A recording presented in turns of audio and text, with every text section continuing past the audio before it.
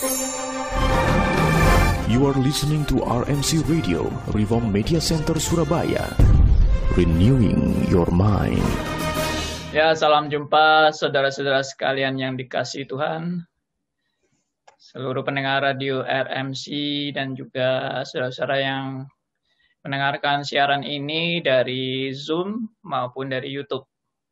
Dan juga yang mendengar melalui aplikasi radio RMC di Android maupun di website dari RMC Radio. Kita bersyukur pada Tuhan atas anugerah-Nya yang memimpin kita selama ini. Dan Tuhan selalu juga menyertai kita apapun yang terjadi. Kita belajar menerima meskipun ada hal yang kurang menyenangkan kita atau ada hal yang menyenangkan kita tetap waspada dan kita tetap percaya semua ini adalah anugerah Tuhan yang Tuhan nyatakan kepada kita semua supaya kita belajar lebih dekat kepada Tuhan melalui segala hal.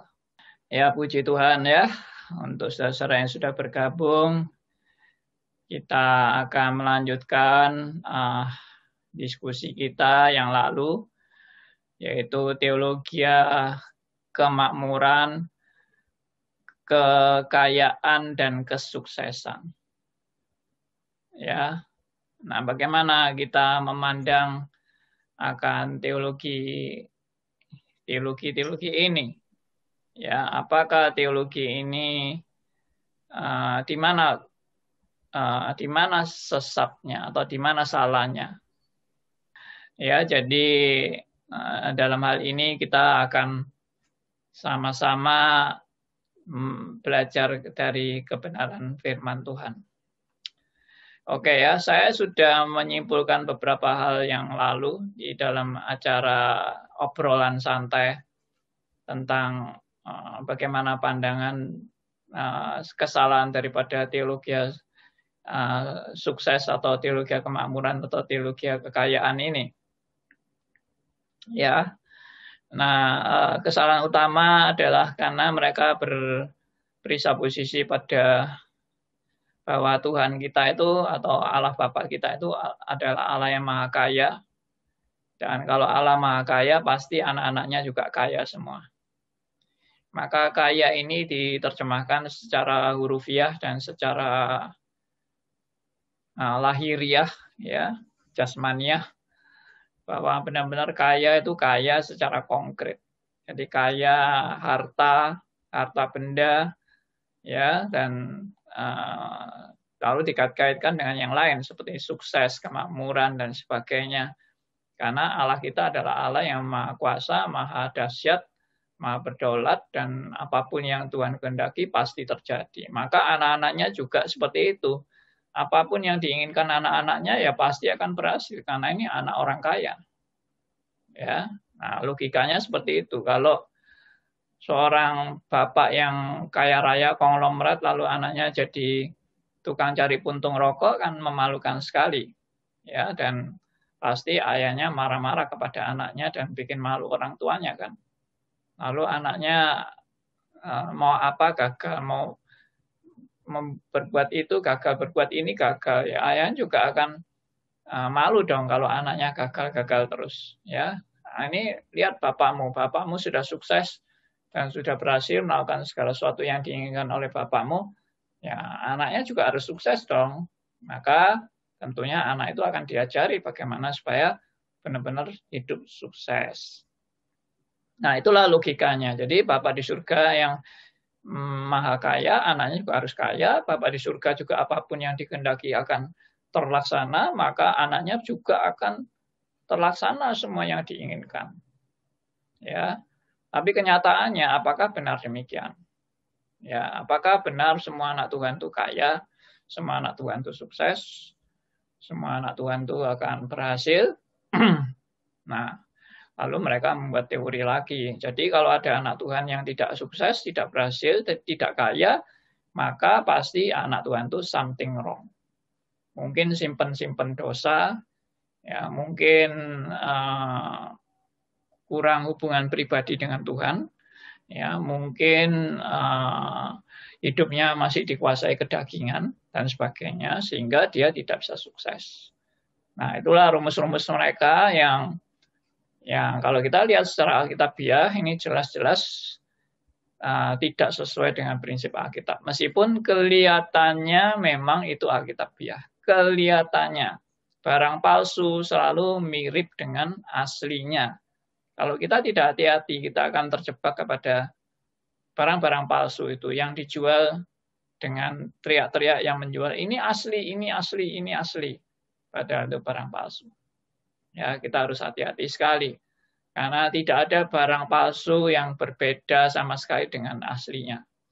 Barang palsu selalu mirip dengan aslinya. Dan barang palsu yang berkualitas akan amat sangat mirip dengan aslinya. Sehingga orang sulit membedakan kalau tidak memeriksanya dengan sangat teliti dan menguasai mana yang asli dan mana yang palsu. Oke ya, yang kedua, konteks kesalahan daripada orang-orang teologi sukses adalah karena mereka memakai perjanjian lama itu sebagai standar untuk zaman kita sekarang. Jadi di perjanjian lama memang sering Tuhan berjanji kepada umatnya bahwa kalau kamu setia, kamu taat kepada Tuhan, maka Tuhan akan memberikan segala kelimpahan berkat, kekayaan, kemakmuran, ya, keberhasilan dan tanah itu akan subur dan kamu akan diberkati dalam segala hal yang dalam perjalanan hidupmu. Nah, itu berkat-berkat Allah yang dijanjikan di perjanjian lama itu diterapkan untuk perjanjian baru. Padahal konteksnya sangat berbeda sekali. Kalau kita mau meneliti bahwa ternyata di perjanjian lama itu perjanjian Allah itu bukan kepada pribadi-pribadi, tapi perjanjian Allah itu kepada umat Israel. Ya, kepada umat Israel. Dan perjanjian Allah itu dalam rangka Israel itu sebagai umat pilihan Allah. Di tengah-tengah bangsa kafir. Maka Tuhan itu menyatakan janjinya kepada umat Israel, ya, di tengah-tengah bangsa kafir. Mau menunjukkan bahwa Allah Israel adalah Allah yang hidup. Adalah Allah yang memperhatikan umatnya. Adalah Allah yang menyatakan berkat dan kutuk kepada umatnya. Kalau umatnya taat, Tuhan memberkati. Kalau umatnya tidak taat, Tuhan akan menghukum. Nah, itulah Tuhan yang hidup. Tuhan yang nyata. Dan supaya semua bangsa mengetahui bahwa Allah Israel adalah Allah yang hidup dan Allah yang berkuasa atas segala bangsa. Nah, itu juga dan juga perjanjian Allah kepada umat Israel itu dalam rangka mempersiapkan bangsa ini untuk perjanjian Allah itu digenapi, yaitu terpusat kepada kedatangan Mesias yang pertama kali, yaitu Tuhan Yesus Kristus. Maka perjanjian itu perjanjian yang Tuhan selalu nyatakan sampai kedatangan Tuhan Yesus yang kedua kali. Jadi kalau konteksnya itu kita lupakan, lalu kita terapkan untuk zaman sekarang, itu sudah istilahnya bukan konteksnya lagi, atau bukan zamannya lagi. Saya tidak katakan bahwa perjanjian lama itu sudah tidak berlaku. Masih jelas perjanjian lama itu adalah kebenaran-kebenaran yang sangat hakiki yang harus kita pelajari secara prinsipnya. Tapi ada hal-hal yang kita harus tahu bahwa tidak setiap hal di perjanjian lama itu berlaku seterusnya. Karena konteksnya, kalau konteks bangsa Israel tadi dan konteks sampai kedatangan Mesias, lalu kita paksakan untuk harus berlaku sampai sekarang, maka itu sudah namanya di luar konteks. Ya, kalau kita memaksakan ayat yang di luar konteks dan kita terapkan untuk sekarang, itu sama saja dengan kita memberontak dari kebenaran firman Tuhan. Kelihatannya Anda menerapkan firman, tapi Anda melawan firman. Nah, itu sangat berbahaya sekali. Ya, pengkhotbah ini kelihatannya memberitakan firman, tapi dia sebenarnya melawan firman Dan itu jemaat tidak mengerti karena semua ada ayat-ayatnya. Semua pakai ayat ini, pakai ayat itu, perjanjian lama dengan bahasa aslinya dan segala macam. Wah, kelihayannya pengkhotbah untuk mengkhotbahkan.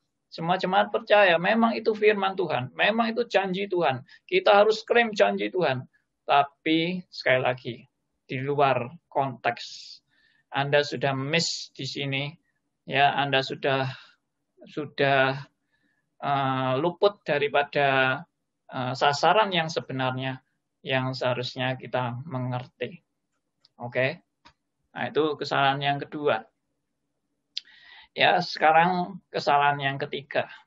Ya.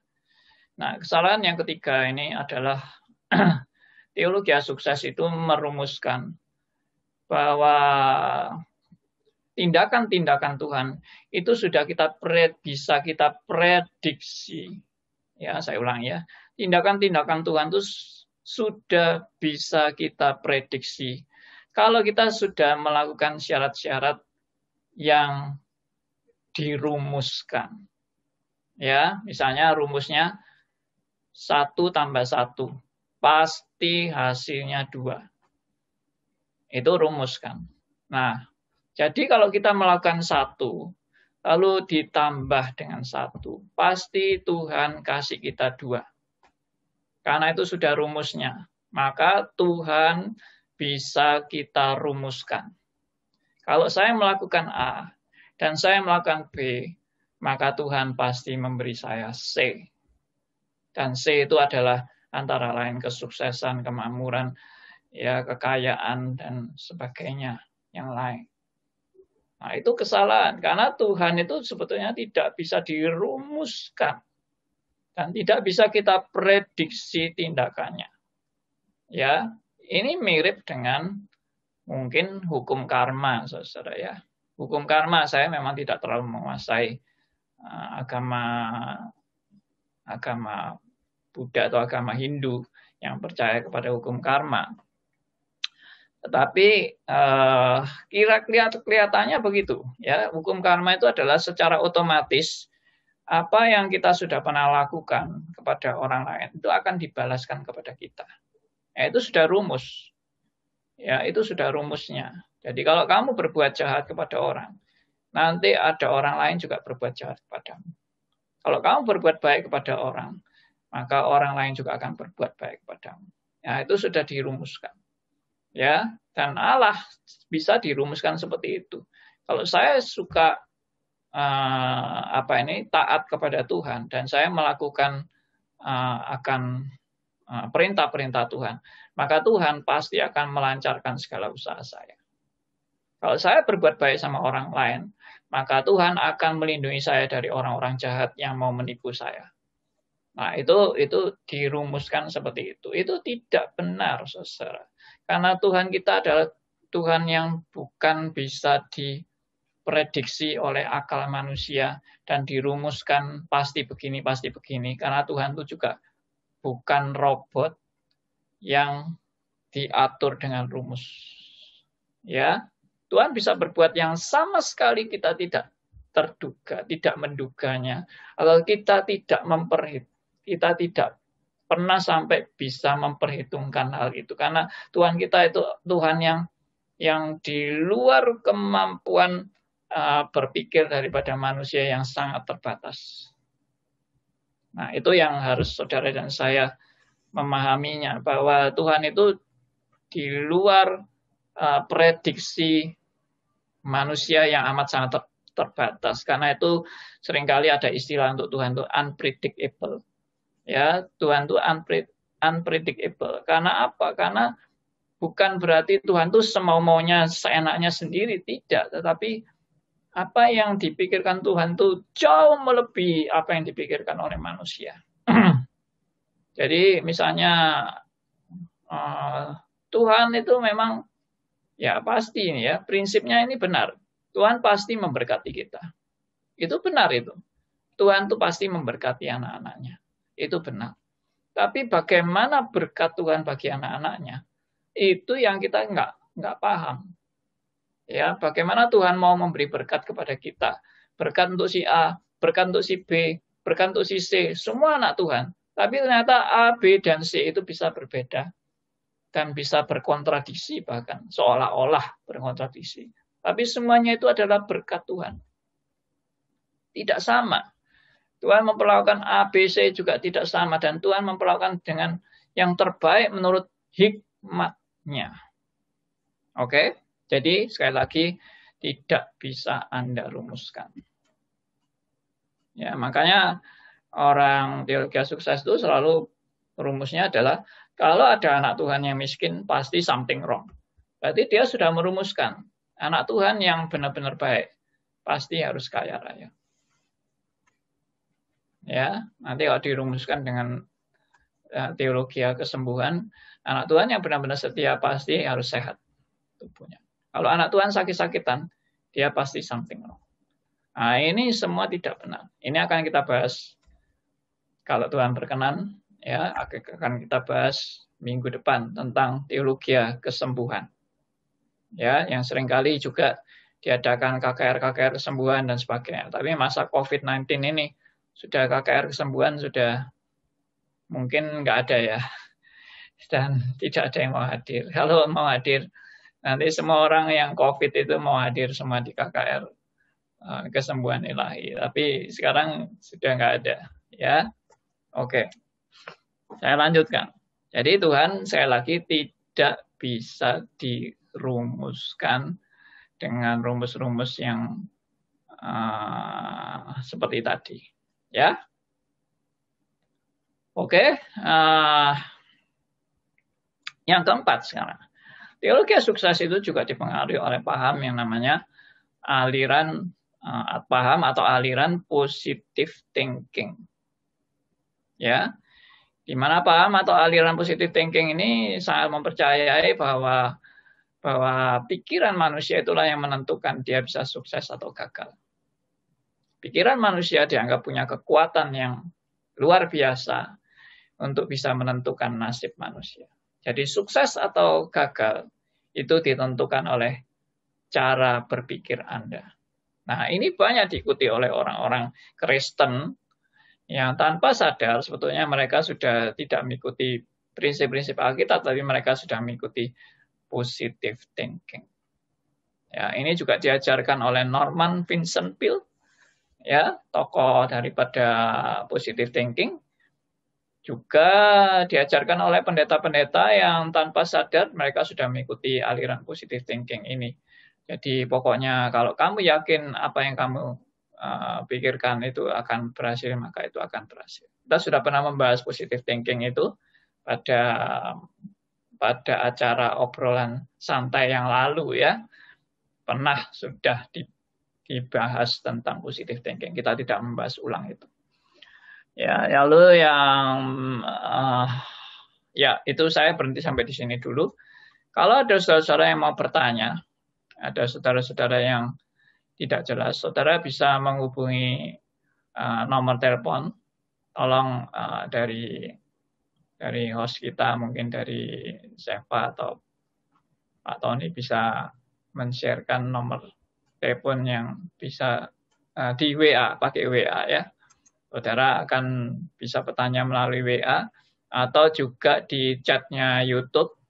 Saudara juga bisa bertanya di YouTube atau juga di chatnya Zoom ini.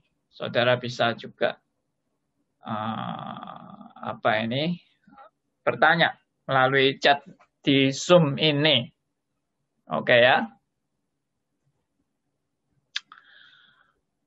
Ya. Saya mungkin mulai menjawab pertanyaan-pertanyaan yang belum dijawab yang lalu. Ya. Jadi dalam acara obrolan santai yang lalu itu ada pertanyaan-pertanyaan, saya akan coba bacakan pertanyaannya. Dari Pak Beni Susilo Putro. Apakah kalau ciri-ciri teologi kemakmuran itu karena kadang mereka menyamarkan dengan bukan saja berkat uang, tapi kesehatan, berkat berkat, lulus cepat, dan lain-lain, Pak. Oh iya, benar. Jadi teologi sukses, kemakmuran, kekayaan itu juga mencakup segala sesuatu yang berkaitan pokoknya dengan yang namanya sukses. Ya, termasuk mungkin wah bisa cepat lulus ya, atau wah bisa sembuh dari segala penyakit, wah bisa naik pangkat, ya kedudukan dan sebagainya. Ya. Lalu ini dari Theodor, kalau kamu taat, Tuhan Allah akan berikan berkat. Antara lain dapat di Mazmur 133 ayat 1-3, yaitu saya sudah bahas, itu konteksnya adalah konteks bangsa Israel, bukan konteks untuk individu. Ya, saya mau tegaskan kembali bahwa konteks Perjanjian Lama itu adalah Israel secara lahiriah, ya, atau jasmania. Sedangkan di Perjanjian Baru konteksnya adalah Israel secara rohani. Jadi penekanan di Perjanjian Baru adalah nilai-nilai rohani, bukan nilai jasmani. Sedangkan masalah jasmani bagaimana di Perjanjian Baru? Masalah jasmani di Perjanjian Baru Tuhan sudah sangat menegaskan bahwa Tuhan itu memberi berkat makanan, minuman, atau pakaian, atau ya pokoknya sandang pangan semuanya. Tuhan itu memberi berkat itu kepada semua makhluk. Semua makhluk. Sehingga Tuhan menggambarkan burung di udara yang tidak menuai, tidak menabur, ya, tapi dia diberi makan Bapamu yang di surga. Tuh, burung aja itu di dalam, boleh dikatakan penjelasan Tuhan Yesus mengatakan apa? Burung di udara aja itu di dalam kontrol Allah. Kita kan pikiran kita kan seringkali, oh burung itu bebas terbang kemana, tidak ada yang kontrol kan. Tapi ternyata burung itu di dalam kontrol Allah. Dalam pengajaran Tuhan Yesus yang lain, Tuhan Yesus pernah mengatakan apa? Ya, bahwa tidak ada seekor pun burung itu yang jatuh di luar kehendak Bapamu di surga. Ya, bayangkan itu, kata-kata Tuhan Yesus. Tidak ada seekor pun dari burung-burung itu yang akan jatuh di luar kehendak Bapa. Ini adalah perkataan-perkataan yang luar biasa dari Tuhan Yesus yang menunjukkan apa? Allah kita adalah Allah yang mengontrol segala sesuatu. Ya, dan Allah juga tahu kebutuhan Anda dan saya. Bahkan masalah makanan dan minuman dan pakaian itu atau sandang pangan itu adalah masalah yang Bapa di surga itu memelihara setiap ciptaannya secara anugerah umum. Ya, jadi itu kita sudah untuk hal-hal seperti itu, sepertinya itu sudah bukan suatu hal yang perlu kita istilahnya mengemis-ngemis kepada Tuhan. Artinya, kenapa Tuhan Engkau tidak memberi aku kekayaan? Kenapa Tuhan Engkau tidak memberi aku makanan dan sebagainya? Itu sebetulnya sudah nggak perlu dipertanyakan lagi, karena burung di udara aja diberi makan Bapamu yang di surga, apalagi kamu, hai manusia. Ya, jadi memang semua itu ada perkecualian. Tentunya ada orang di dunia ini yang lapar juga ada wilayah-wilayah tertentu seperti kalau tidak salah di mana ya, Nigeria atau di mana itu yang pernah sampai kelaparan bukan main dan sebagainya. Ya ada memang, tapi itu tidak berarti kita meragukan akan pemeliharaan Allah, karena Tuhan itu mengontrol segala sesuatu. Kalau Tuhan tidak mengontrol, semua akan kolaps. Dunia ini akan hancur berantakan kalau Tuhan tidak mengontrol semuanya. Ya. Oke. Lalu ada pertanyaan lagi dari Theodor, ini banyak memberi pertanyaan ya. Jadi siapa sebenarnya pemberi berkat? Ya jelaslah Tuhan yang memberi berkat, ya, kaya atau miskin itu adalah berkat Tuhan. Karena apabila merujuk kepada Yohanes 1 ayat 18, Bapa itu roh dan tidak ada seorang pun yang pernah melihat Bapa. Ya, sepertinya ayat ini tidak ada hubungannya dengan yang kita bahas, ya. Oke, dari Pak Andreas, bagaimana menurut pendapat Bapak atas pendapat ini? Manusia berusaha tapi Tuhan yang menentukan. Kaya atau miskin atas izin Tuhan. Rancangan Tuhan dan rencana manusia seperti langit dan bumi. Ya, suatu yang sangat benar sekali bahwa Alkitab sendiri bilang manusia yang mereka-rekakan apa yang dia mau laksanakan, ya, tapi Tuhan yang menentukan arah langkahnya. Ya, manusia berusaha, tapi Tuhan yang menentukan arah langkahnya. Ya, coba kita baca di Amsal pasal 16 ayat yang ke-9. Amsal 16 ayat yang ke-9. Amsal pasal 16 ayat 9. Hati manusia memikir-mikirkan jalannya, tetapi Tuhanlah yang menentukan arah langkahnya. Ya, itu. Jadi manusia memikir-mikirkan jalannya, Tuhan yang menentukan arah langkahnya. Jadi memang bagian daripada manusia adalah manusia harus bertanggung jawab. Nah, ini kalau saya terjemahkan ayat ini di dalam konteks yang lebih luas adalah manusia itu harus menjalankan tanggung jawabnya. Ya, dan tapi dari semua yang dilakukan manusia, Tuhan sudah menentukan arah langkahnya. Nah, kita jangan menjadi orang fatalisme, lalu ya sudah, kalau gitu enggak usah usahalah, karena Tuhan sudah menentukan. Tidak. Justru Tuhan menentukan semuanya itu melalui manusia diajar bertanggung jawab dengan apa yang Tuhan sudah percayakan kepada manusia. Ya, jadi kita memang tidak bagian Tuhan mau berbuat apa itu bukan kita diwajibkan untuk memprediksi Tuhan nanti hasilnya nanti mau bagaimana, kita nggak tahu hasilnya.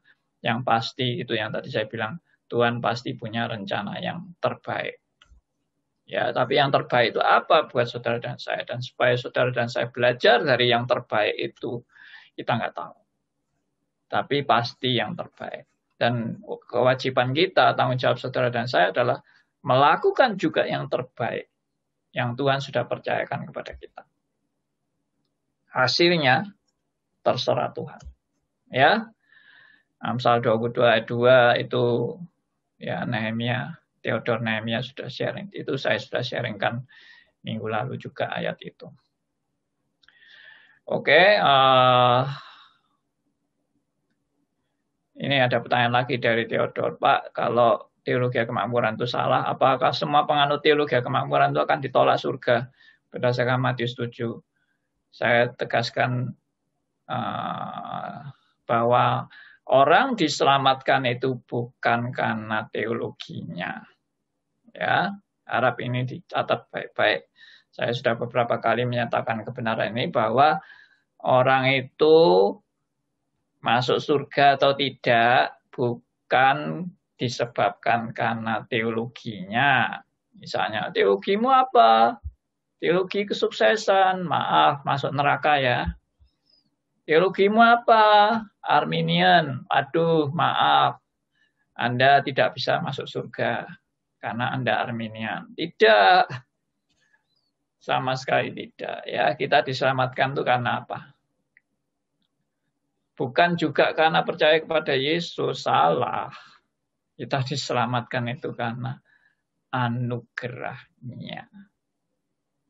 Loh, kok Bapak bilang bukan karena percaya kepada Yesus? Bukankah orang yang percaya kepada Yesus itu janji Tuhan akan diselamatkan? Iya, saya tahu itu. Orang yang percaya kepada Yesus akan diselamatkan. Tapi Anda bisa percaya itu karena apa? Itu poin utamanya. Dari mana Anda bisa percaya? Itu jawabannya adalah dari anugerah Tuhan. Kalau Tuhan tidak memberi anugerah kepada Anda tetap keras hati. Dan Anda tetap menolak Tuhan dalam hidup Anda. Ya, karena apa? Manusia itu, sekali lagi, mati rohani, buta rohani, ya, hatinya sudah membatu. Kalau bukan pekerjaan Tuhan yang menghancurkan hati yang membatu itu menjadi lembut, ya, maka manusia akan terus mengeraskan hatinya. Ya, itu. Oke, saya sudah menyelesaikan semua pertanyaan-pertanyaan yang lalu. Kalau saudara ada pertanyaan-pertanyaan yang sekarang, silakan. Kalau mau langsung ngobrol di Zoom juga silakan, ya.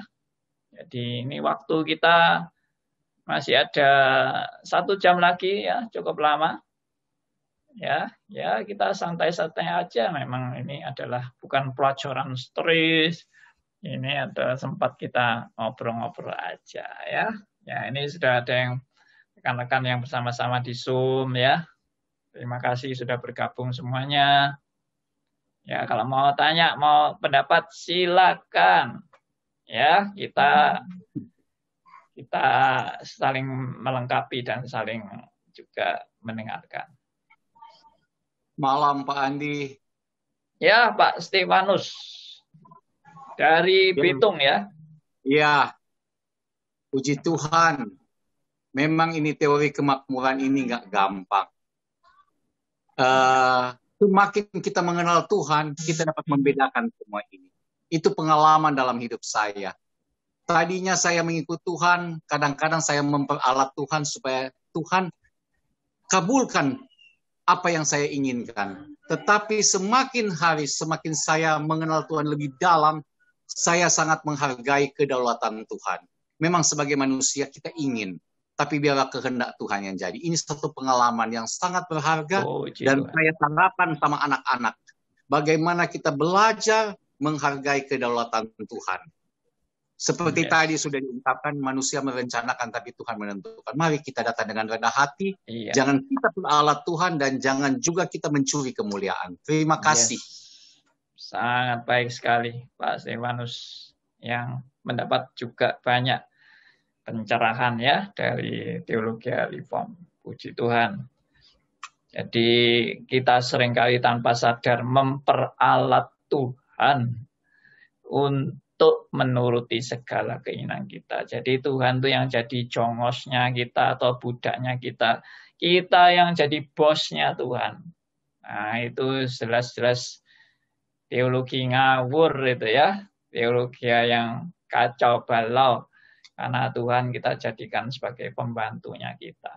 Padahal Tuhan itu Raja yang kita sembah dan kita muliakan. Tapi herannya, kok bisa-bisanya manusia berdosa ini malah membalik semua kebenaran, dan justru kita yang jadi bos, Tuhan yang jadi pembantunya kita. Karena itu saya seringkali pakai ilustrasi, Tuhan kita ini dijadikan jin lampu Aladin oleh para teologi sukses, ya. Jadi Tuhannya teologi sukses itu adalah jin lampu Aladin yang bisa disuruh-suruh, diperintah-perintah menurut keinginan kita. Lucu, ya. Kita bukan punya Tuhan, kita punya jin lampu Aladin. Itu yang sebenarnya yang dimiliki oleh para teologi sukses. Herannya kok banyak yang amin-amin gitu, ya. Kalau diajar, wah, Tuhan akan menuruti segala perintah kita, ya. Asal kita punya iman, Tuhan pasti akan menuruti segala keinginan kita dan permintaan kita. Ya, jadi iman itu adalah lampu Aladinnya, itu iman. Jadi saudara kalau sudah pegang lampu Aladin, jinnya pasti nurut Anda. Itu kan ceritanya jin lampu Aladin. Saya ternyata punya ide mengkaitkan Tuhannya Teologia Sukses dengan Jin Lampu Aladin ini suatu hal yang bagus sekali sebetulnya ya. Maksudnya bagus itu, wah cerita ini bagus sebetulnya. Cerita Jin Lampu Aladin ini sebetulnya kalau saya lihat pengarangnya ya, saya tidak kenal pengarangnya sih, tapi kalau saya duga pengarangnya ini mengarang tentang Jin Lampu Aladin ini sepertinya sindiran ini. Sindiran bagi orang-orang yang suka memperalat Tuhan menuruti segala keinginannya. Ya. Bagus itu Jin Lampu Aladin itu. Nah, oke, ada pertanyaan atau yang lain mau sharing silahkan. Ada pertanyaan Pak dari Pak Feby Cindrawa. Karma apa sama dengan hukum tabur tuai? Apakah sama dengan hukum tabur tuai itu memang ada di Alkitab. Ya, barang siapa yang menabur dia akan menuai.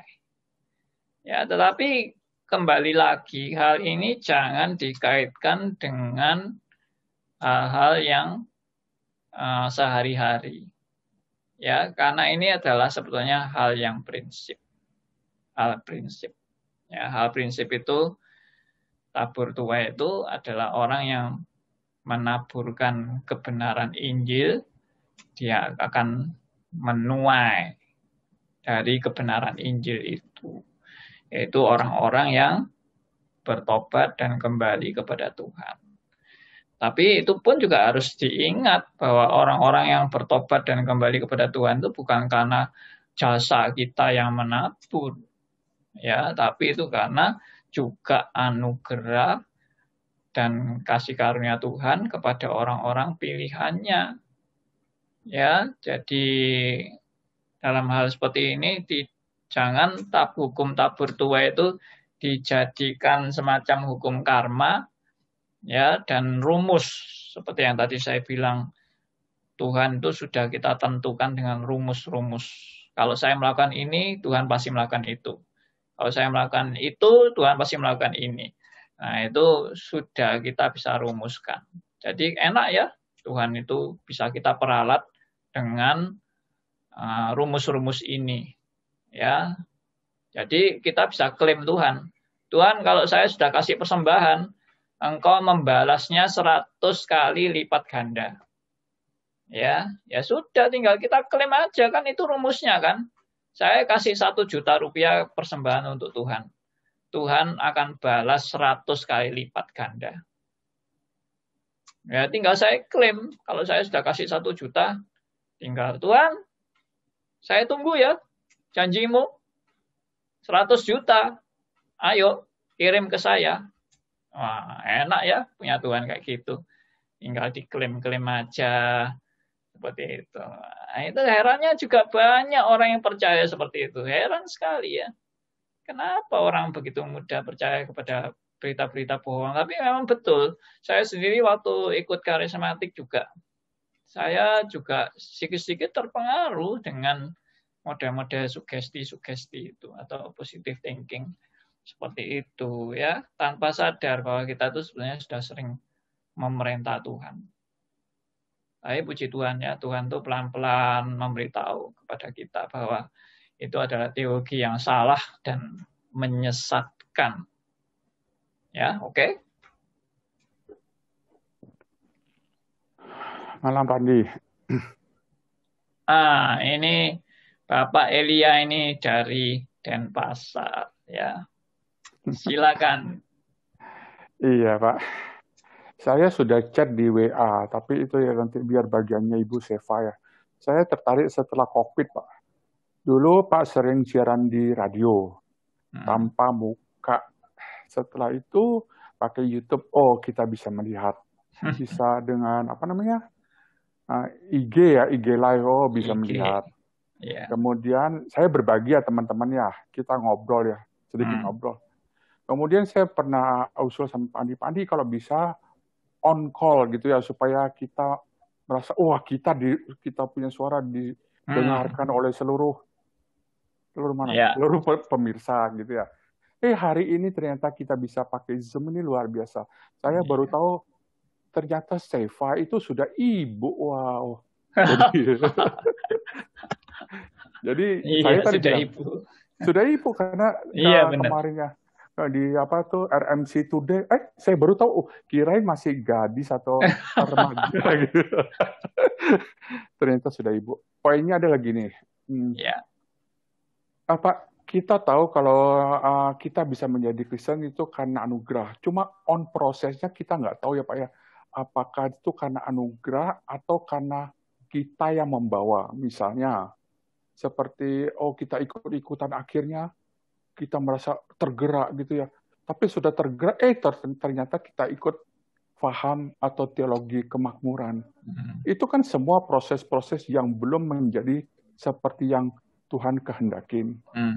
Nah, apakah begini Pak? Apakah boleh kita satu tahap dulu, biarkan dia salah dulu, yang penting dia jadi Kristen dulu. Setelah itu baru kita ajak ke serius mungkin begitu ya. Nah, poin-poin ini yang saya mau bagikan, yang mau memberikan satu wawasan. Kita nggak tahu kapan waktunya Tuhan, sama seperti yang disalib. Detik terakhir dia ngaku. Bagaimana dia mau menyatakan hidupku sudah di tangan Mesias, belum tidak ada kesempatan. Nah, bagaimana Pak menyikapi hal ini, Pak? Itu dulu, Pak. Oke. Jadi kita nggak tahu kapan waktunya orang bertobat. Tapi bagaimana kalau orang itu kita lewatkan di jalan-jalan yang kurang benar dulu gitu ya, atau teologi sukses dulu. Nanti setelah teologi sukses baru nanti siapa tahu dia sadar lalu kembali kepada teologi yang benar ya, teologi yang alkitabiah. Jadi nyasar-nyasar dulu baru nanti dibenarkan gitu. Nah, itu yang jelas bukan kita yang membuat jalan ya. Yang membuat jalan itu Tuhan. Seperti saya kan juga dulu mulai dari nyasar-nyasar dulu, kacau-kacau dulu, bahkan saya hampir pernah menjadi penganut agama lain ya. Saya pernah sudah jadi Kristen itu saya malah kepingin pindah agama di agama seberang itu. Sampai seperti itunya saya waktu itu bergumul ya. Nah, Tuhan memang buat kita mengalami pergumulan ya, atau pergolakan di dalam batin kita ya. Kebenaran itu bagaimana dan sebagainya. Itu adalah bagian memang proses yang Tuhan sudah persiapkan bagi kita. Tapi bukan kita yang ngatur itu. Kita tidak bisa mengatur. Kita memang mau berbuat yang terbaik untuk mengajak orang datang pada kebenaran. Tapi jalan mereka untuk menuju pada kebenaran itu entah mau lewat kiri, lewat kanan, langsung lurus atau bagaimana, itu nanti Tuhan yang ngatur. Ya, kita yang mengajak, mungkin dia menolak dulu atau bagaimana, atau kacau-kacau dulu pandangannya dia. Ya, kita belum tahu juga memang. Kan belum ending ya. Hidupnya dia belum ending. Jadi saya percaya seperti tadi juga. Kalau memang dia orang pilihan, ya Tuhan akan menentukan. Cuma kita tetap perlu untuk menjadi saksi bagi dia, untuk menunjukkan jalan yang benar kepada dia. Tapi entah dia mau terimanya kapan, itu waktunya Tuhan. Ya. Nah, itu saya setuju dengan pendapat dari rekan kita ya, Elia ya, yang di Denpasar. Ya, rekan kita Elia ini juga punya pergumulan yang luar biasa ya dalam masalah kesehatannya. Saya salut dengan perjuangan Elia yang mengalami jatuh bangun juga. Tapi Tuhan terus pelihara dia di dalam pemahaman dia akan kebenaran juga, dia juga banyak belajar. Ya, puji Tuhan. Ada pertanyaan lain yang kelihatannya sudah beberapa pertanyaan ini ya. Seva, tolong bisa bacakan. Ada pertanyaan dari Pak Arif S. Apakah teologi sukses terpengaruh gerakan New Age? Ataukah ada kaitan dengan era industrialisasi setelah Perang Dunia Kedua, Sehingga pada konteks masa itu memang sangat dibutuhkan motivasi agar jemaat Kristen bisa bangkit membenahi ekonomi yang sedang amburadul. Terima kasih, Pak Andi.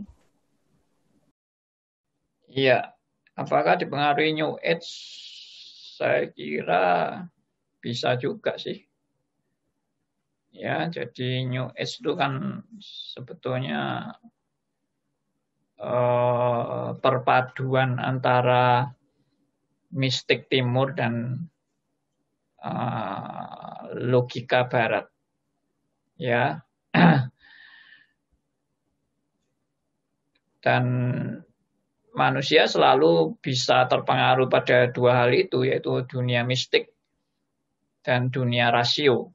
Manusia selalu dipengaruhi oleh dua dunia itu. Dan mungkin memang paling cocok adalah di Asia ini, seperti di Indonesia. Itu dunia mistiknya sangat kuat sekali.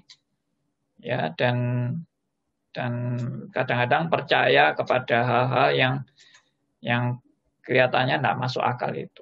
Itu dijadikan suatu rumus, seperti misalnya ada, ya maaf saya mungkin sebutkan ini ya, ada gereja tertentu yang mengajarkan kalau mau sembuh harus pakai aji-aji tertentu gitu ya, atau pakai bahan-bahan tertentu untuk dia bisa sembuh dari penyakitnya. Itu percaya benar itu. Seperti contohnya Ponari. Masih ingat Ponari, saudara ya? Ponari itu kan anak kecil yang punya batu sakti itu. Ya, lalu waduh itu gila benar waktu itu ya. Orang-orang sampai berbondong-bondong antre ke rumahnya Ponari. Padahal dia anak kecil yang mungkin baru 5 tahun atau 6 tahun. Ya, semua berbondong-bondong ke Ponari untuk minta kesembuhan. Lalu semua bawa air untuk airnya dicelupkan jadi batunya itu dicelupkan ke airnya, lalu airnya menjadi air sakti yang bisa menyembuhkan. Itu banyak sekali orang-orang yang percaya seperti itu. Termasuk agama Kristen juga percaya yang mistik-mistik seperti itu ya. Di Alkitab juga ada sebenarnya hal-hal seperti itu ya, yang misalnya ular tembaga itu kan orang kalau melihat ular tembaga itu lalu tidak dipakut ular ya. Lalu Paulus juga pernah ditulis di Perjanjian Baru itu bahwa Paulus itu punya sapu tangan, dan sapu tangannya itu menjadi sapu tangan tanda petik sakti yang bisa dipakai untuk menyembuhkan orang pada waktu itu ya. Itu tertulis di kitab suci ya, sapu tangannya Rasul Paulus itu menjadi sapu tangan sakti. Nah, itu seringkali dijadikan bahan-bahan untuk kita percaya kepada dunia-dunia mistis seperti itu. Sehingga mungkin sekarang ya ada yang namanya minyak urapan, ada yang namanya benda-benda tertentu yang kadang-kadang itu malah bisa jadi jimat itu malahan. Ya, jadi jimat. Makanya kalau saya lihat di Alkitab itu barang-barang yang cenderung akan dijadikan jimat itu dimusnahkan oleh Allah. Ya. Nah, ini kita harus perhatikan baik-baik yang di Alkitab itu. Jadi model-model orang kaya, orang bisa sukses dan sebagainya karena benda-benda tertentu dan kepercayaan-kepercayaan tertentu itu justru dimusnahkan. Jadi contohnya seperti tabut perjanjian. Dulu di Perjanjian Lama itu tabut perjanjian itu menjadi barang sakti yang dipercaya sangat kuat sekali oleh orang-orang Israel bahwa kalau mereka perang bawa tabut perjanjian pasti menang. Pasti Tuhan menyertai. Nah, itu bentuk rumus itu. Jadi kalau saya bawa tabut perjanjian, pasti saya menang perang. Nah, berarti dia sudah merumuskan Tuhan kan? Tuhan ini kalau ada tabut perjanjian, pasti buat kita menang perang. Tapi ternyata bangsa Israel sudah pernah pakai tabut itu bahkan kalah perang, bahkan tabutnya direbut oleh bangsa kafir. Itu benar-benar memalukan sekali, dan itu menunjukkan bahwa manusia tidak bisa merumuskan Tuhan. Ya.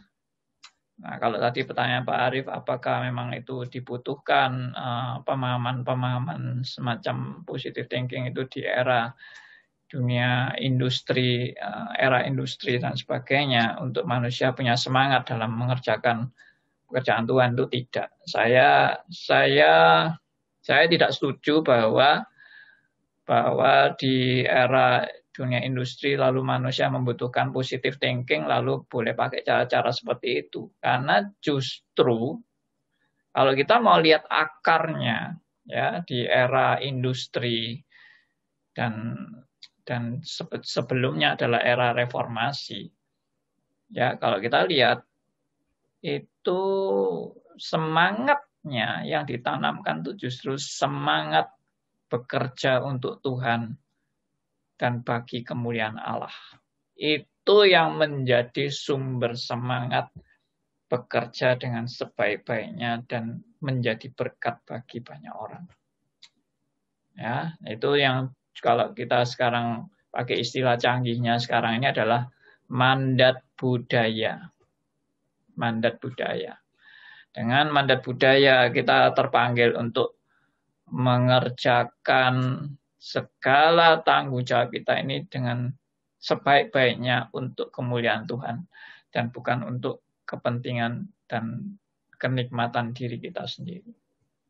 Ya, itu jawaban untuk Pak Arief. Jadi era reformasi sebetulnya adalah suatu era di mana manusia baru tercelik dan baru disadarkan bahwa segala sesuatu itu kita wajib mengerjakan semuanya bagi kemuliaan Allah. Jadi yang bagi kemuliaan Allah itu bukan hanya kalau di gereja saja. Anda bekerja dimanapun, Anda mengerjakan apapun, tentunya pekerjaan-pekerjaan yang benar ya, bukan pekerjaan yang haram. Maka pekerjaan itu adalah dipersembahkan bagi kemuliaan Allah. Entah Anda membangun jembatan, entah Anda membangun gedung bertingkat, entah Anda ahli komputer, ya teknik komputer, Anda seorang dokter, Anda seorang ahli hukum, apapun yang Anda kerjakan, semuanya wajib dipersembahkan bagi kemuliaan Allah. Itu namanya mandat budaya. Oke, ada pertanyaan lain tentang teologi sukses, kemakmuran, dan kekayaan? Ada Pak, dari YouTube, dari Pak Halim Pranata. Apa yang Pak Andi sudah uraikan pernah saya sampaikan ke jemaat kesuksesan, kemakmuran, dan mereka selalu berkelit menjawab, bukan begitu, bukan begini, bla bla bla. Kenapa ya Pak mereka sedemikian bebal? Ya. Ya namanya manusia itu kalau dipersalahkan selalu nggak mau salah.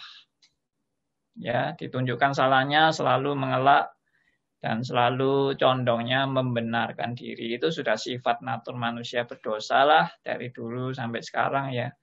Namanya orang berdosa kalau ditanya, kamu dosa ya? Ya selalu jawabannya tidak. Kalau maling ditanya, kamu maling ya? Ya pasti tidak mau ngaku. Kecuali sudah ketangkap basah dan ketangkap polisi. Dan daripada dikebukin ya sudah ngaku aja kan gitu. Ya, jadi seringkali manusia itu mengelak ya, kamu ini begini, kamu itu begitu. Oh, bukan begitu, kita tidak begitu ya, kita begini, kita ya selalulah ada alasan-alasan untuk menghindar. Tapi sebetulnya apa yang saya omongkan itu kan fakta. Saya dengar sendiri pendetanya mereka itu, pendeta topnya mereka ya. Sekarang sih sudah almarhum pendetanya. Dia mengatakan tuh saya dengar khotbahnya karena saya dulu juga orang karismatik kok. Ya, dia mengatakan seperti yang tadi saya katakan itu bahwa bapak kita ini kaya raya. Kalau kita jadi anak Tuhan yang miskin, bapak kita akan malu. Bapak kita di surga akan malu. Jadi kita harus jadi anak Tuhan yang kaya raya. Baru kita bisa memuliakan nama Tuhan. Kalau kita miskin, bagaimana kita bisa dengan kemiskinan kita memuliakan nama Tuhan? Pasti gagal lah. Orang akan menertawakan kita waktu kita bersaksi. Tuhan itu memelihara saya, tapi kamu miskin. Ya, orang akan tertawa kan dengan kesaksian Anda. Nah, seperti itu yang dikhotbahkan. Itu saya dengar sendiri. Itu waktu itu saya masih tahun berapa ya? Sekitar tahun 80-an lah. 81, 80, antara 81 sampai 85 itu wah hebat-hebatnya teologi sukses waktu itu. Mulai berkibar teologi sukses, ya. Ada pendeta yang bilang, saya ini SMA aja nggak lulus loh, saudara. Saya ini sekolah nggak pinter, saya ini orang goblok. Tapi emas saya, Tuhan kasih saya emas, ya, emas sungguhan ini, bukan emas pujuan, emas sungguhan. Emas saya yang sekarang ada di kantong saya adalah waktu itu ya tahun berapa itu, 81 atau berapa. Emas saya ini sekarang sudah 35 kilogram emas, itu di tahun 81. Ya, dia membanggakan sekali bahwa dia meskipun tidak lulus SMP atau SMA ya saya rasanya SMP aja nggak lulus. Nggak tahu. Saya lupa itu SMP atau SMA. Pokoknya nggak sampai universitas. Jadi dia tidak lulus itu, lalu tapi dia sekarang diberkati Tuhan kaya raya luar biasa. Itu adalah contoh orang yang di dalam Tuhan pasti sukses. Nah, ini Pak Aryo pasti tahu itu ya. Ya, Pak Aryo ini sudah menguasai dunia karismatik ini. Saya kalau lihat Pak Aryo itu senang saya. Ya, karena beliau ini dari gereja yang Protestan pindah ke gereja karismatik, ngaco-ngaco sampai akhirnya kena reform. Ya, puji Tuhan. Ya, sama lah, saya dulu juga gitu. Ngaco-ngaco gitu. Ya, ayo, siapa lagi? Silakan. Ada dari Pak Sinto Hadi Wirawan. Maaf, apakah ada akibat secara langsung teologi kemakmuran terhadap keselamatan kekal? Nah, coba diulangi, enggak jelas maksudnya. Apakah ada akibat secara langsung teologi kemakmuran terhadap keselamatan kekal? Oh, ya. Apakah ada akibat langsung teologi kemakmuran dengan keselamatan? Menurut saya, tadi saya sudah bilang ya, bahwa keselamatan itu tidak dipengaruhi oleh teologi. Jadi kita tetap percaya suatu prinsip yang benar bahwa kita diselamatkan bukan karena teologi. Tapi jangan lalu saudara berpendapat begini. Ya kalau begitu ya tidak penting kan. Teologianya apa saja kan tetap selamat. Nah ini jebakan iblis ini. Ya, kalau kita sampai berpendapat seperti itu, kita sudah kena jebakan iblis. Meskipun saya katakan bahwa teologi tidak mempengaruhi keselamatan, tetapi ada tetapinya. Tetapinya apa? Tetapi orang yang dipimpin Roh Kudus akan dituntun pada pengertian teologi yang makin lama makin mendekati kebenaran. Nah, itu prinsip yang sudah pasti. Meskipun keselamatan itu sudah pasti dalam hidup seseorang. Kalau dia anak Tuhan sejati. Dia anak Tuhan sejati, dia dilahirkan kembali, dia bertobat, dia menerima Yesus sebagai Tuhan dan Juru Selamat. Asli, ya, bukan palsu. Ya, saya yakin dia dipimpin Roh Kudus untuk makin mengerti kitab suci dan lebih makin mendekati kebenaran demi kebenaran. Itu sudah ciri keselamatan.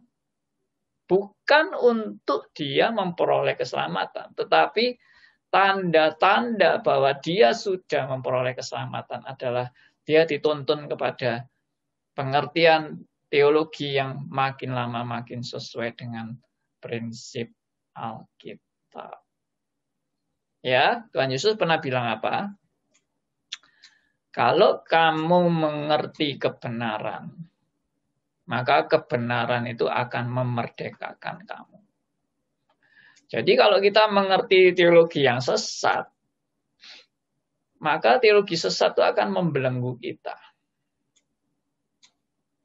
Dan membuat kita tidak benar-benar mengalami kemerdekaan yang sejati. Ya, jadi bersyukur loh kita bisa mengenal kebenaran demi kebenaran karena kita tidak terjebak dalam kesalahan. Saya sangat merasa aneh kalau orang ini ngaku-ngaku selamat, tapi teologinya tambah lama tambah sesat. Tapi dia ngaku-ngaku selamat. Oh, saya sudah di dalam Kristus, saya ini sudah bertobat, saya ini sudah asli Kristen asli. Tapi pengajarannya ngawur total. Dari 30 atau 40 tahun yang lalu sampai hari ini tetap ngawur total dan tidak ada perubahan secara progresif menuju pada kebenaran demi kebenaran. Saya memang tidak mau menghakimi dan tidak berani memvonis dia, tapi bagi saya aneh dan ganjil kalau ada orang yang sudah 40 tahun yang lalu ngaku-ngaku Kristen, ngaku-ngaku bertobat, ngaku-ngaku dia dipimpin Roh Kudus, tapi teologinya amburadul, ngawur total. Maaf saya kalau ngomong agak vulgar sedikit ya, tapi itu yang saya amati dari dulu 40 tahun sampai hari ini. Saya ini ngikuti terus apa yang diajarkan. Enggak tambah lama tambah benar, tapi tambah ngawur. Maaf, saya sungguh sedih sebetulnya. Kenapa dia berkeras hati terus? Misalnya, contohnya, ajaran yang sebetulnya amat sangat sederhana dalam iman Kristen, yaitu sekali selamat tetap selamat. Karena ada sampai sekarang itu hamba Tuhan itu ngotot terus saja. Sudah 40 tahun saya amati. Saya pernah mengikuti dia. Ya, saya ini dulu keliling gereja, saudara ya. Jadi saya dulu anggota GKS, ya, Gereja Keliling Surabaya dan Keliling Salatiga. Karena dulu saya kuliah di Salatiga, jadi saya bertobatnya juga di Salatiga, dan saya waktu di Salatiga saya hampir kenal seluruh pendeta di Salatiga. Waktu itu, ya, saya kunjungi dari gereja A sampai Z, saya kunjungi semua, sampai bahkan gerejanya Watchman ini juga saya kunjungi. Ya, saya namanya gereja apa saja saya datangi dan saya anggap semua gereja benar dan semua gereja baik. Ya, itu keadaan saya waktu itu. Jadi saya waktu itu menganggap semua itu benar, semua itu baik. Ya, tapi setelah saya belajar, saya makin sadar, waduh, ternyata gereja dan gereja saling bertentangan, saling berkontradiksi, dan itu saya masih tidak menemukan jawabannya. Kalau begitu mana yang benar? Dari gereja A, B, C, D, E, F, ya mana yang benar dari macam-macam gereja yang saling berkontradiksi ini? Saya waktu itu nggak tahu jawabannya, karena saya belum masuk sekolah teologi.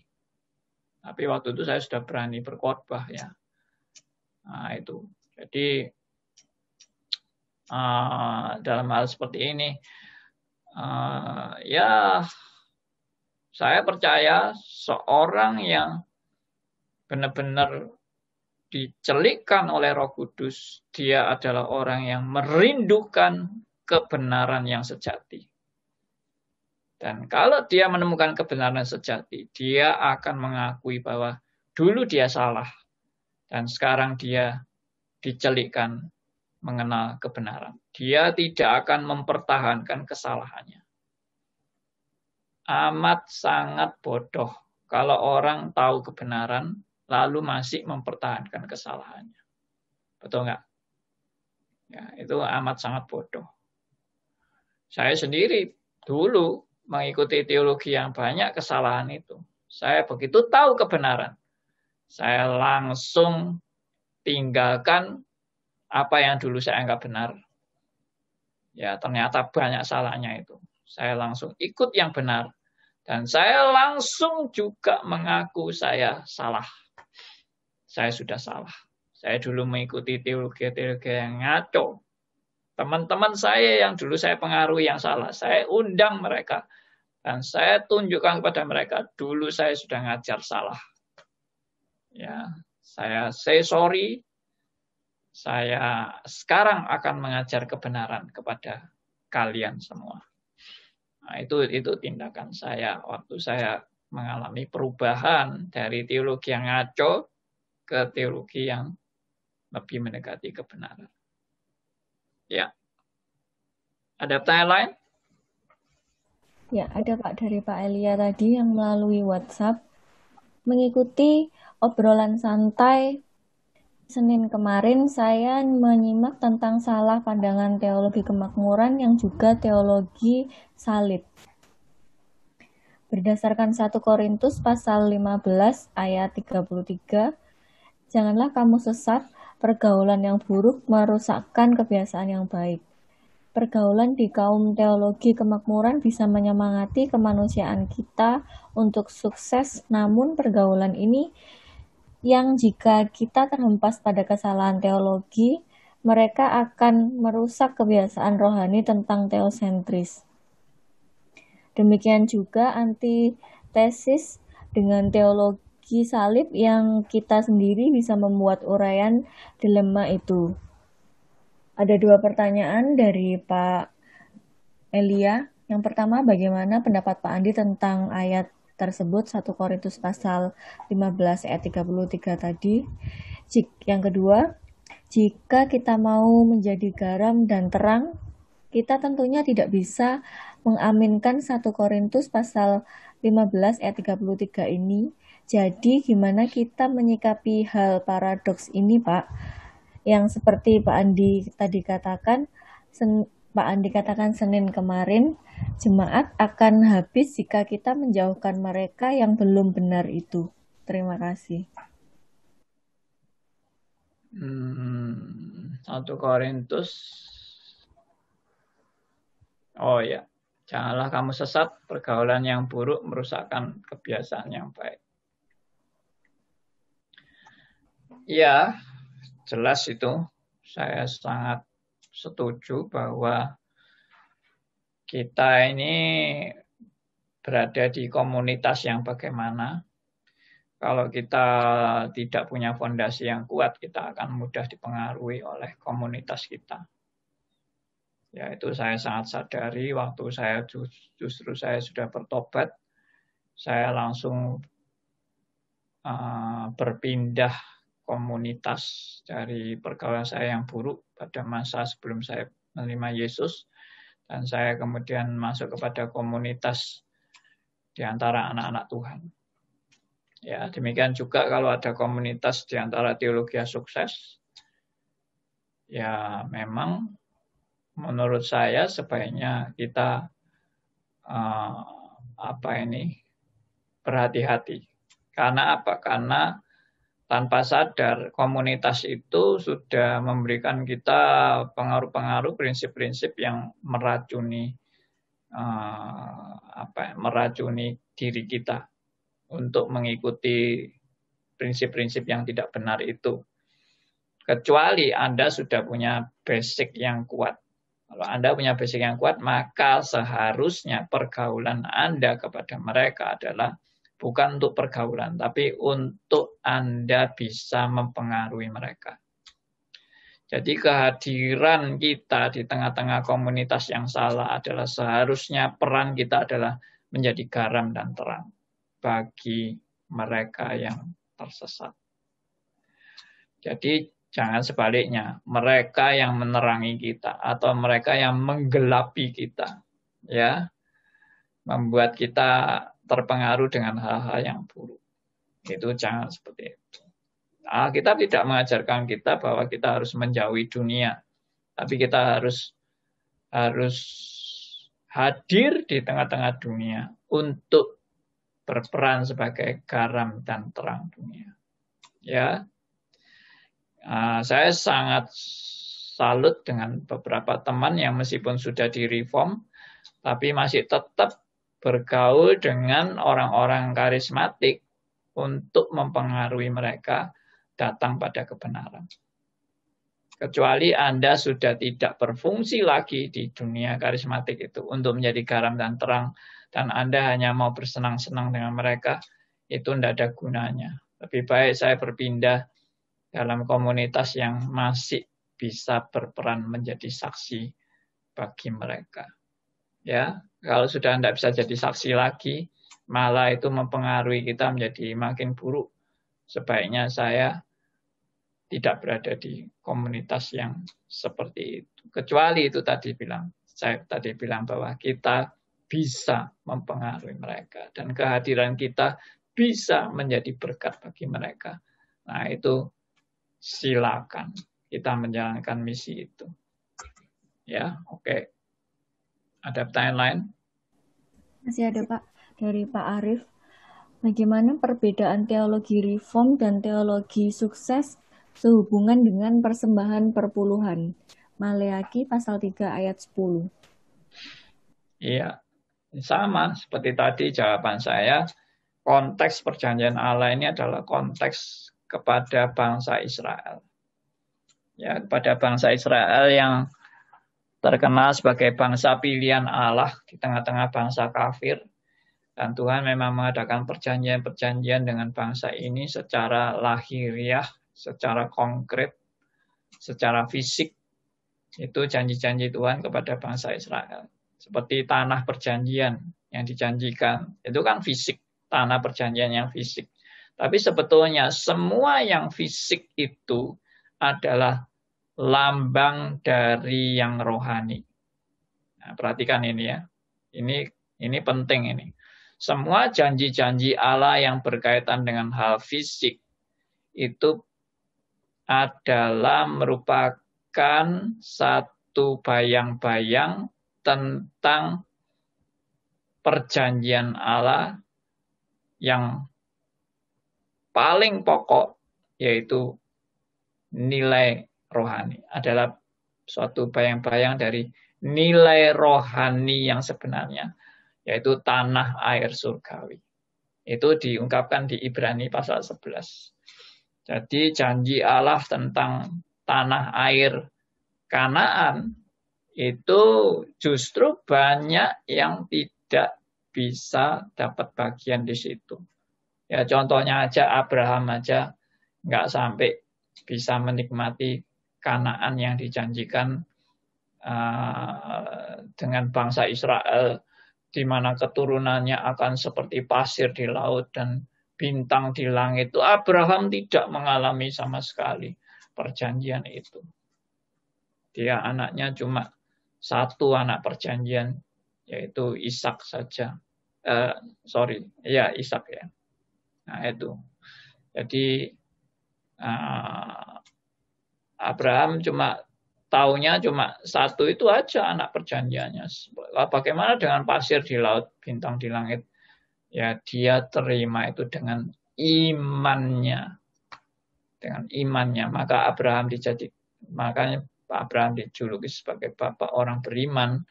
Bukan karena dia imannya hebat, tapi karena perjanjian Allah kepada Abraham. Ya, di mana Abraham adalah bapak dari semua orang yang akan diberkati oleh Allah melalui perjanjian dengan Abraham itu. Oke, ada yang lain? Pertanyaan lain? Masih ada dari Pak Theo, Pak. Apa Iya. memang betul kekayaan, kesuksesan, dan kemakmuran adalah bersifat panteisme di Matius pasal 6 ayat 32? Ucapan Yesus mengindikasikan ketika hal tadi menjadi bagian hidup mereka yang tidak kenal Allah. Iya, saya kira bukan hanya bentuk panteisme aja, tapi memang materi itu menjadi berhalanya manusia ya, materi itu. Panteisme itu kan semuanya itu adalah Allah. Ya, harta itu juga bisa dijadikan Allah, yaitu memang bisa dikaitkan dengan panteisme. Ya, dan itu semua dicari oleh bangsa-bangsa yang tidak mengenal Allah. Jadi kalau kita sebagai anak Tuhan, orientasi kita adalah hanya untuk masalah materi, maka kita juga identik dengan bangsa yang tidak mengenal Allah. Karena orientasi hidup kita itu hanya untuk berkat-berkat jasmani. Jadi banyak orang Kristen yang orientasi berkat Allah itu adalah berkat jasmani. Kalau itu orientasi dia, itu menjadi pusat perhatian dia, maka dia itu tidak berbeda dengan bangsa yang tidak mengenal Allah. Itu memang Tuhan sudah kasih peringatan kepada saudara dan saya untuk jangan dikuasai kekhawatiran tentang makanan, minuman, dan pakaian. Karena Bapakmu yang di surga tahu bahwa kamu memerlukan semuanya itu. Sudah, Bapak di surga itu tidak perlu diingatkan lagi. Bapak di surga jangan lupa ya kasih saya makanan, minuman, dan pakaian. Ya, jangan membiarkan saya sampai kelaparan, Bapak. Ya, jangan sampai membuat saya telanjang karena saya tidak punya pakaian, Bapak. Tolong diingat terus ya. Ya, jangan lupa loh ya, Bapak ya. Tidak perlu Tuhan itu diingatkan. Tuhan sudah tahu apa yang paling perlu bagi manusia. Ya, nah itu kadang-kadang kita berdoa itu mendoakan Tuhan supaya Tuhan tuh ingat janji Tuhan. Jangan Tuhan sampai lupa. Jangan Tuhan sampai pikun. Nah, itu juga salah kan? Gimana itu kita kok masa kita malah mendoakan Tuhan? Ya, seharusnya yang perlu didoakan tuh kita, bukan Tuhan yang didoakan. Yang sering lupa bukan Tuhan. Tuhan tidak pernah lupa sama sekali. Yang sering lupa ya kita sendiri, kita lupa.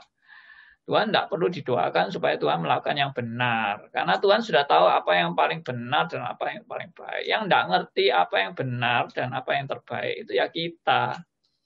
Jadi semua itu terbalik. Kita seringkali mendoakan Tuhan.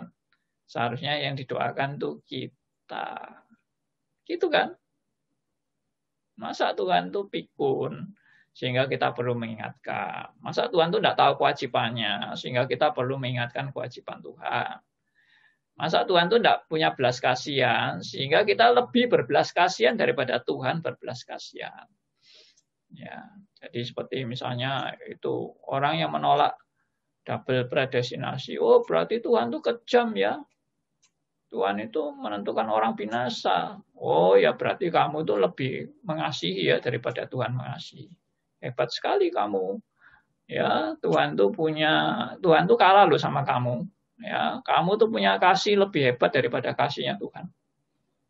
Ya, contoh lain misalnya Abraham tawar-menawar dengan Tuhan tentang Sodom dan Gomora.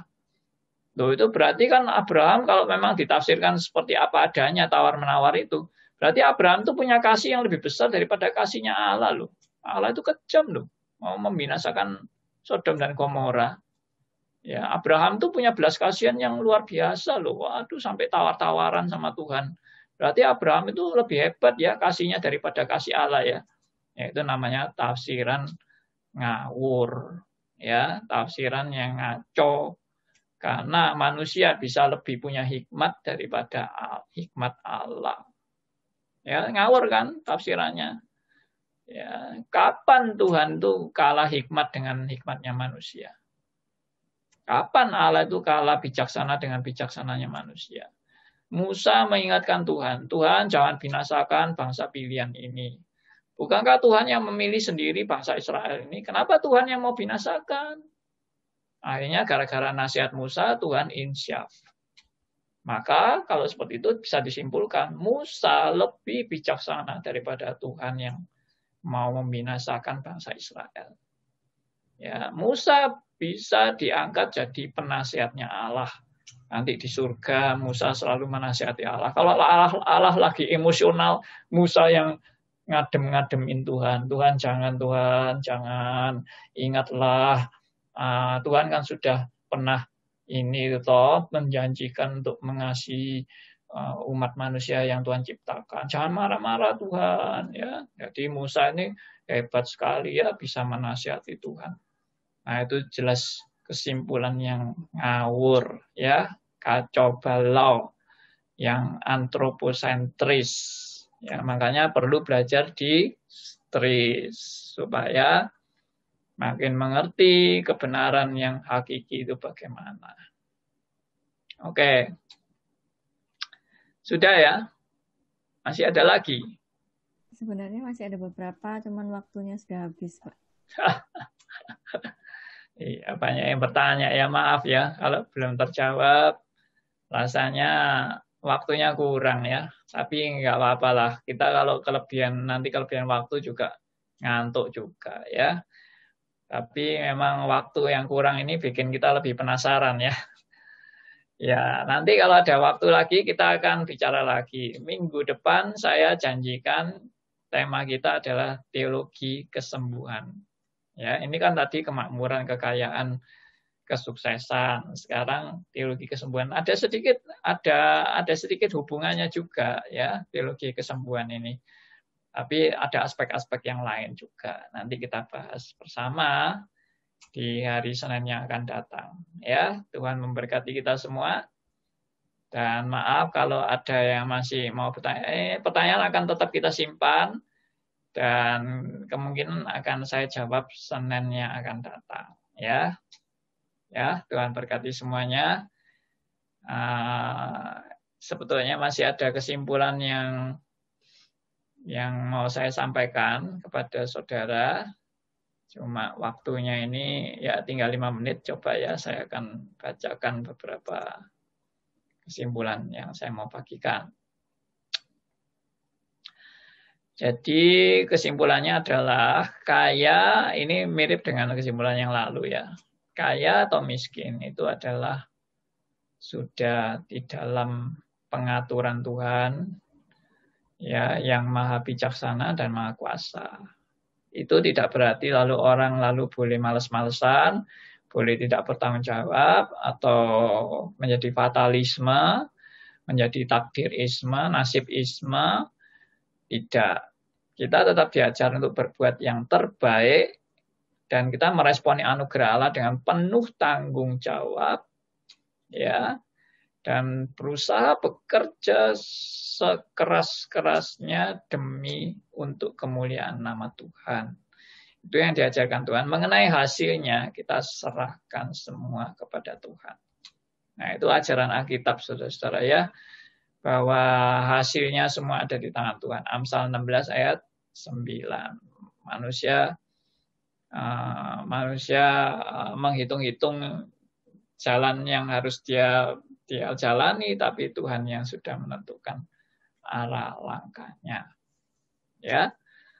Lalu semua yang saudara dan saya miliki ini sebetulnya adalah titipan daripada Tuhan.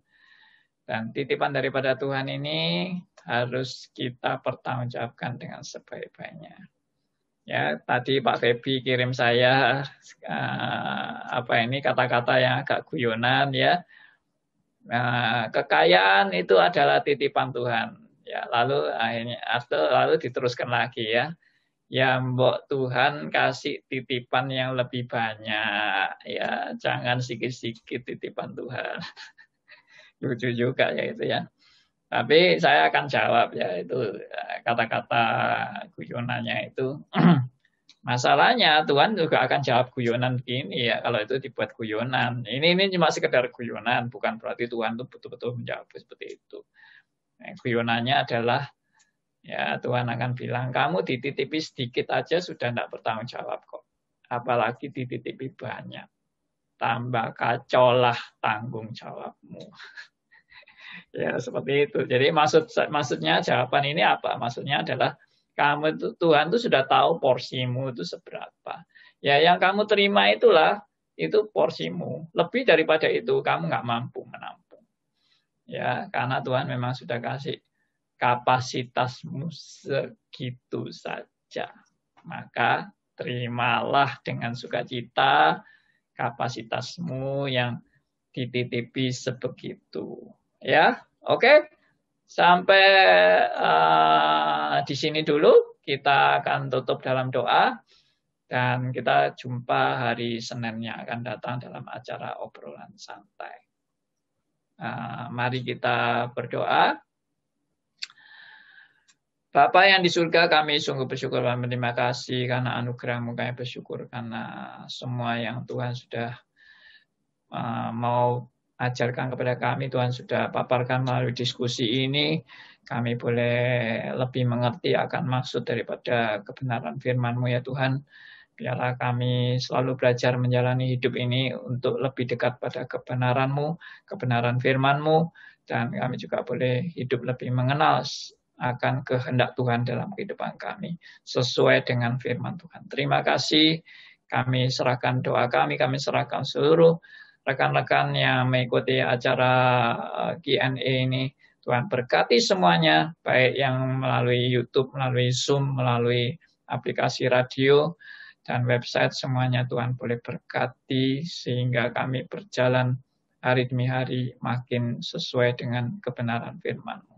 Kami serahkan doa kami serahkan semuanya Tuhan yang sempurnakan dalam hidup kami masing-masing, dalam nama Tuhan kami Yesus Kristus, Tuhan dan Juru Selamat kami yang hidup, kami berdoa.